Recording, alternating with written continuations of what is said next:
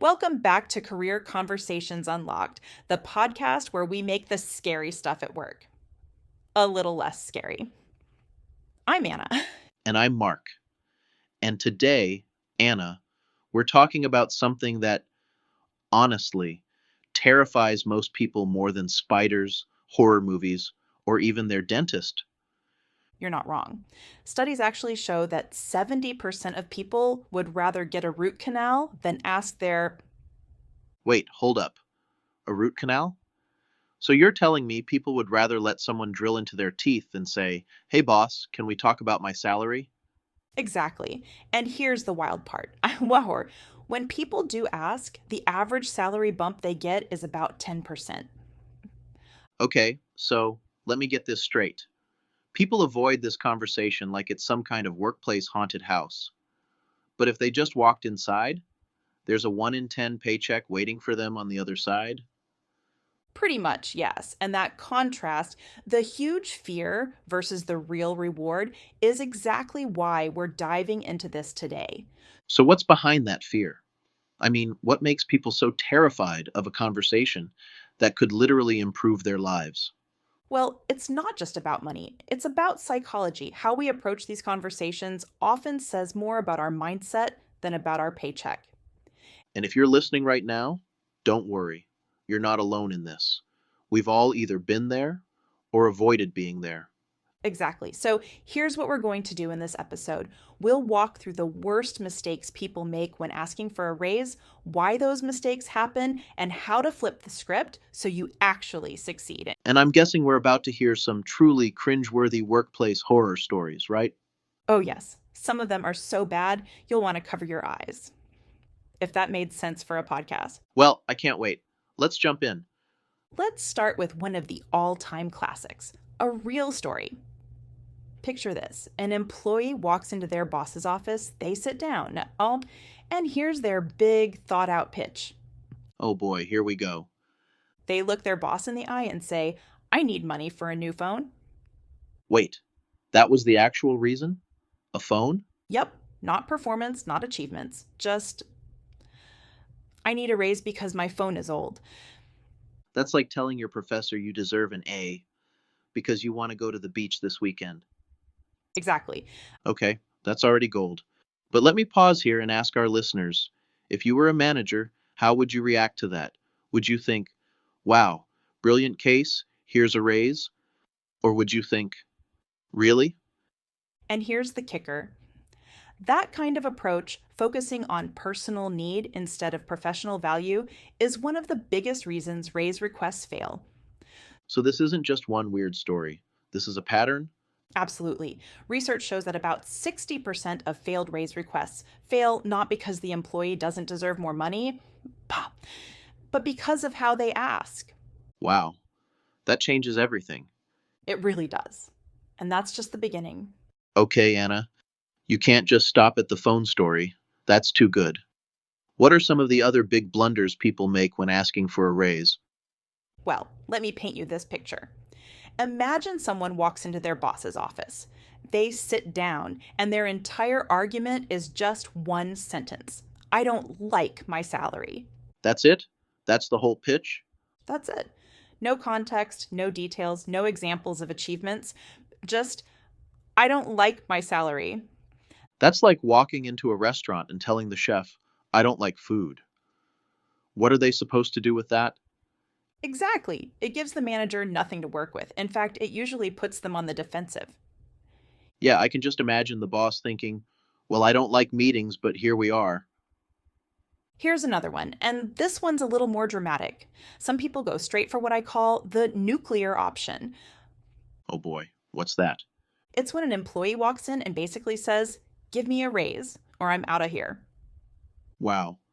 So they just dropped the ultimatum bomb? Exactly.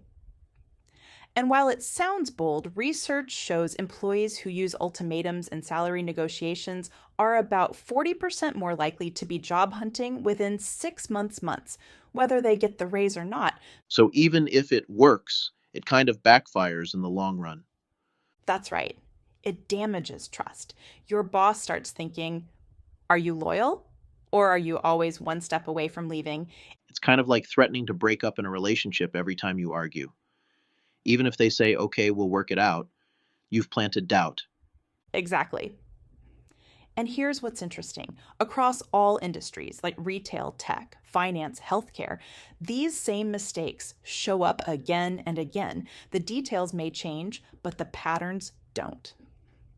So let me recap what we've got so far. Mistake number one, making it about personal need. Mistake number two, vague complaints with no evidence. Mistake number three, the nuclear threat. That's a good summary. And here's a reflection for our listeners. Think about the last time you wanted something at work. Maybe a raise, maybe a promotion. Which of those traps do you think you'd be most likely to fall into? For me, honestly, I'd probably lean toward the vague complaint. Like, uh, yeah, I just feel like maybe I should earn more. And you wouldn't be alone. That's one of the most common. But here's the thing, once you understand why these approaches don't work, you can start building strategies that actually do. And that's where the psychology part comes in, right? Exactly. Up next, we're going to dig into the hidden mindset mistakes that fuel all of this. And once you understand them, you'll see why people approach these conversations in the wrong way, and how you can flip it to your advantage. All right, Anna, you've teased this enough. Let's get into the psychology part. Why do people keep making these mistakes? It comes down to mindset. One of the biggest traps people fall into is something called the scarcity mindset. Scarcity mindset. Okay, explain that one for me. Sure. When you're in scarcity mode, you're focused on what you lack instead of what you bring. So instead of saying, here's how I've created value for the company, people say things like, I need more money because my bills are high. Right? So it's kind of like focusing on the hole in your pocket instead of the money you've actually put into the bank. Exactly. And studies show that when employees frame their raise requests in terms of personal needs, they're about 65% less likely to succeed than those who focus on professional achievements. That makes total sense. If I were a boss, I'd think, your phone bill is not my business, but your performance is. Exactly. Now, another big factor is something called the anchoring effect. Ah, I've heard of that in negotiations. It's the idea that the first number mentioned tends to set the range for the whole discussion, right? You got it. So, for example, if you say, I know the company only gives 3% raises, but could I maybe get 5%? You've anchored the whole conversation around a small number. Right? You've basically set the ceiling before the negotiation even begins. Exactly. But if you lead with something like, based on my performance and market data, I believe a raise in the 10 to 15% range is appropriate. Now you've set a stronger anchor. That's a huge difference. One is apologetic, the other is confident and professional.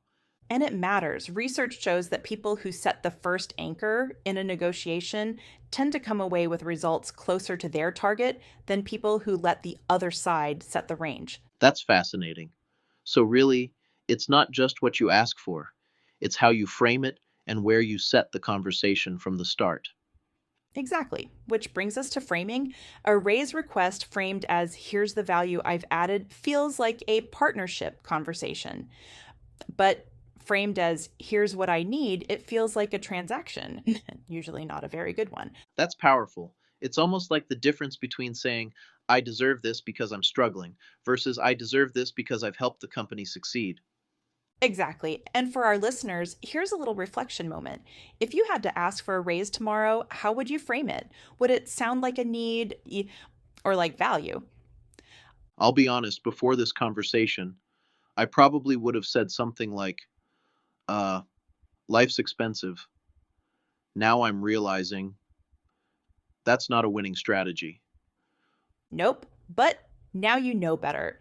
And that's the whole point. Once you recognize these psychological patterns, you can step out of them and start playing the game strategically. So, what comes next? We've covered the mistakes and the psychology behind them. Are we ready to talk about what actually works? Exactly. Up next, we'll dive into the SMART strategies: the timing, the preparation, and the little tweaks that can make the difference between hearing no and hearing yes. All right, Anna. We've gone through the horror stories, the psychology, and the big mistakes. Now I'm dying to know, what does work? How should someone actually go about asking for a raise the right way? Great question. The first big one, and this might surprise people, is timing. Timing? You mean like when you ask for it?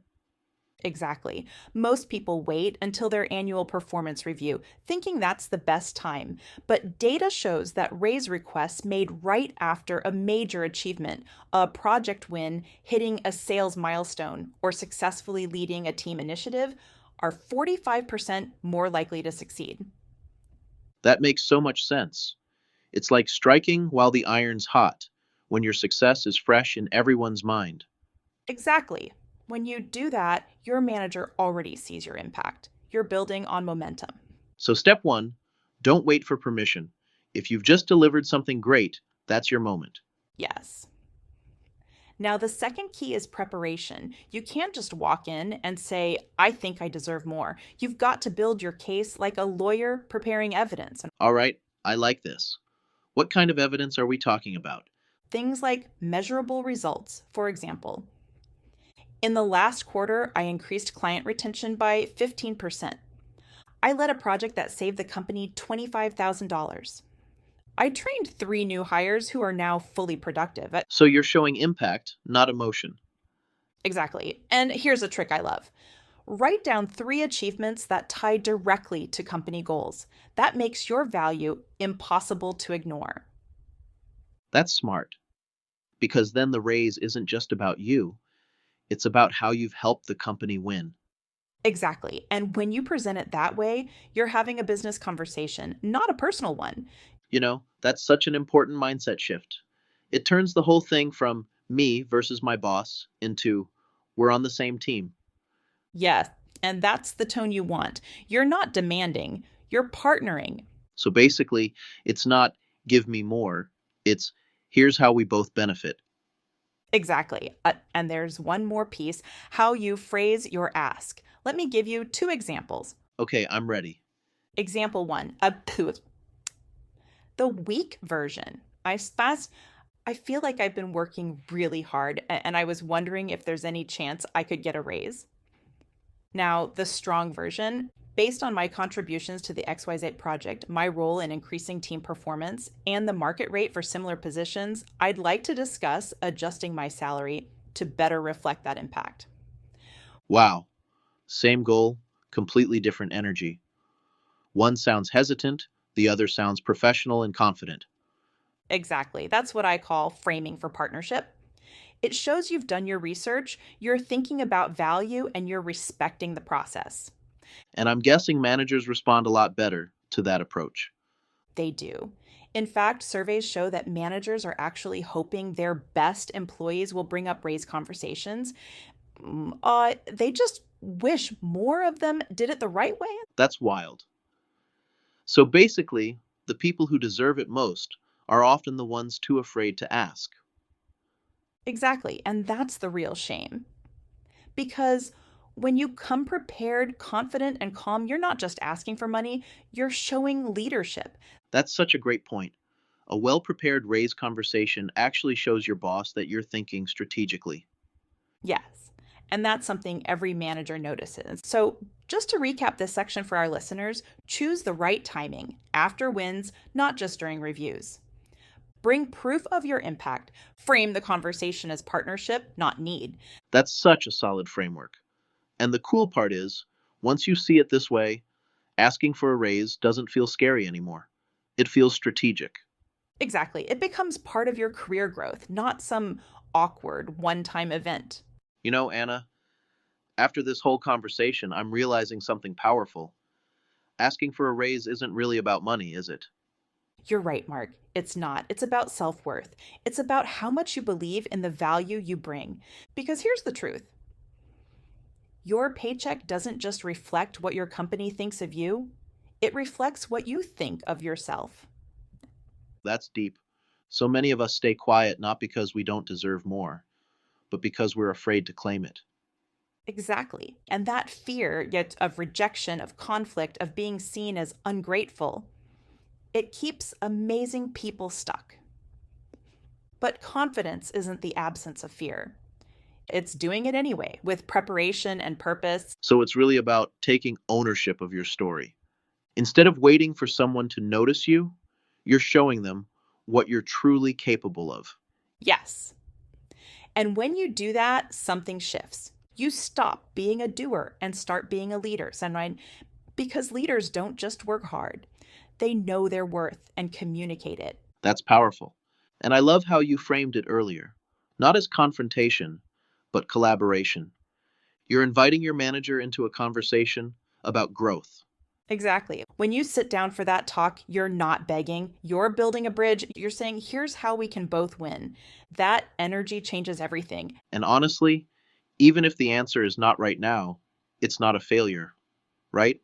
Absolutely not. Sometimes the first no is just the start of a better yes.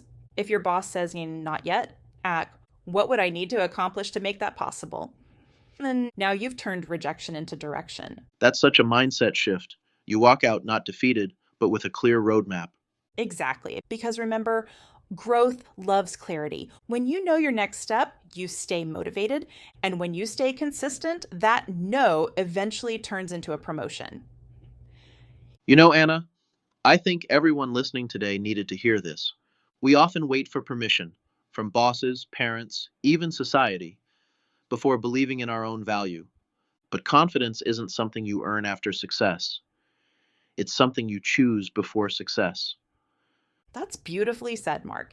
And if there's one thing I'd want our listeners to take away, it's this. You are your own best advocate. If you don't speak up for your worth, someone else will define it for you. Say that again for the people in the back. You are your own best advocate. Don't wait for the perfect moment. Create it. Don't wait for the right words. Practice them. And when you walk into that room to ask for what you deserve, walk in knowing you've earned your seat at the table. That's so powerful. And honestly, this conversation has changed the way I think about career growth entirely.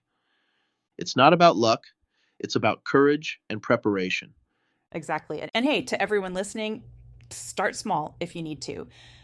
Maybe it's not a raise yet. Maybe it's asking for a new project, a leadership opportunity, or more responsibility. Every ask builds your confidence muscle, and one day that muscle will carry you right into the raise you deserve. I love that. And that's where we'll leave you today. Go out there, know your worth, and speak it. Not with fear, but with purpose. Because when you value yourself first, the world eventually catches up. Couldn't have said it better. Anna, thank you so much for sharing your wisdom and your courage. Thank you, Mark. And thank you to everyone listening. Remember, your next raise might just start with one brave conversation. You've been listening to The Fear of Asking for a Raise. If this episode inspired you, share it with someone who needs a little reminder of their worth. Until next time, stay bold, stay kind, and keep asking for what you deserve.